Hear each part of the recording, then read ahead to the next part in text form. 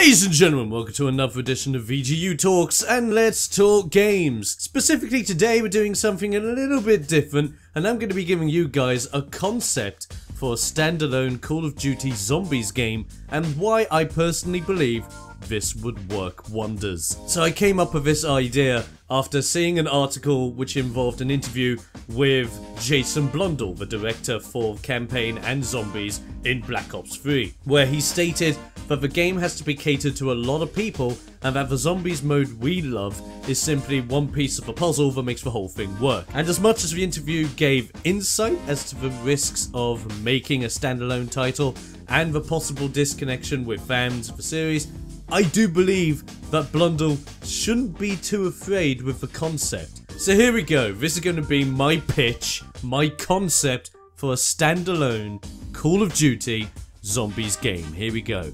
First off, we need a campaign with a story that can entice players and give them a reason to play the game solo. Well, technically we already have a great narrative brought on by the mode from the previous years. You start the story with you tracking down Nazis in old school Call of Duty fashion, only to stumble upon a secret testing site where they are trying to create super soldiers, only to discover that these are no longer soldiers, but zombies, and you now have to deal with this threat once and for all. You can base the story here, but then expand it to many different scenarios in an Eternal Darkness style narrative.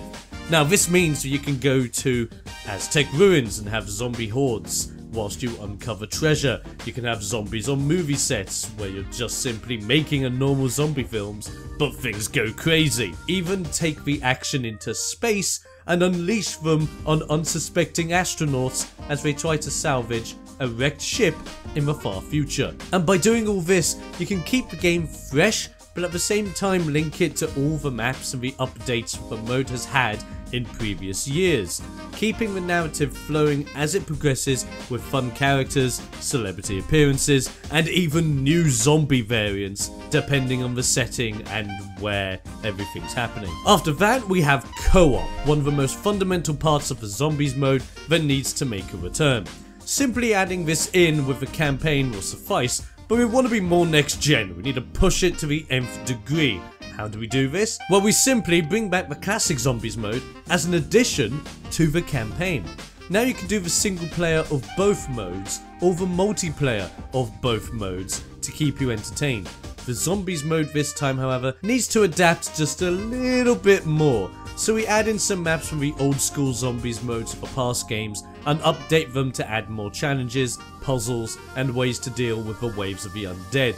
We also add in some new maps from different periods, locations, and themes to add more to the standard setups. Think about slaying these bad guys in Victorian London, in a Western fort shootout, or during a galactic invasion by aliens. Doesn't that sound outrageous? Yeah, most likely. But that is what the series is great at doing, bringing the outright crazy and turning it into something insanely fun, which we definitely want to encompass here. Now we could stop here and ship the game out to those who love zombies for how it is, a cooperative experience. But wait, there's more we can do to make this even better. Of course, one of Call of Duty's biggest selling points is its multiplayer, a competitive environment that has started to make an impact on the esports stage. Now why can't we add in a competitive multiplayer element to this standalone game?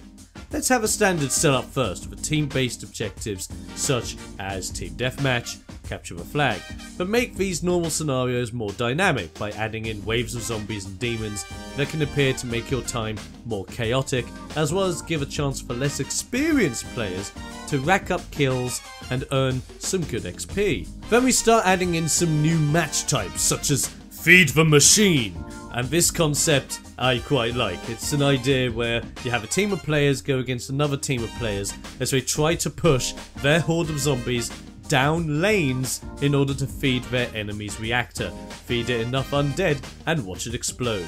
Not just does this create a new game mode, but you can also make it funny by adding in jabs of the MOBA genre, and even some slight elements such as buying bottles of Juggernog and purchasing temporary upgrades for your current loadout. That is my basic concept for a standalone zombies game within the Call of Duty universe. That could make it work. But of course, one big factor remains.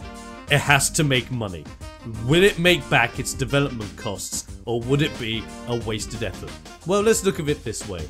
We live in an age now where everyone knows that Call of Duty is a big powerhouse. Even if you're not a gamer, you know what the name Call of Duty is, and it's linked to that of gaming. Now, we do have the games already, sure, but we also have t-shirts, hats, mugs, esports tournaments, wallpapers, bedsheets, you name it. The franchise has become a world name, and coupled with the franchise is the zombies experience. This one game mode has become so popular in years that Treyarch have been upgrading, advertising, and emphasizing the undead killfest more and more as the years come on. With its popularity only getting bigger with every new edition, this standalone zombies experience would only be an instant moneymaker for companies involved and bring more players into the Call of Duty scene with something a little different from the norm. At least that's my way of thinking about it. But now I'm going to leave it up to you guys. What do you guys think of my concept for a standalone zombies Call of Duty game? Do you see any holes in there, or do you have any ideas of your own to add into the mix to make it truly badass? Let me know your thoughts in the comment section below, and I'll see you guys next time for another edition of VGU Talks.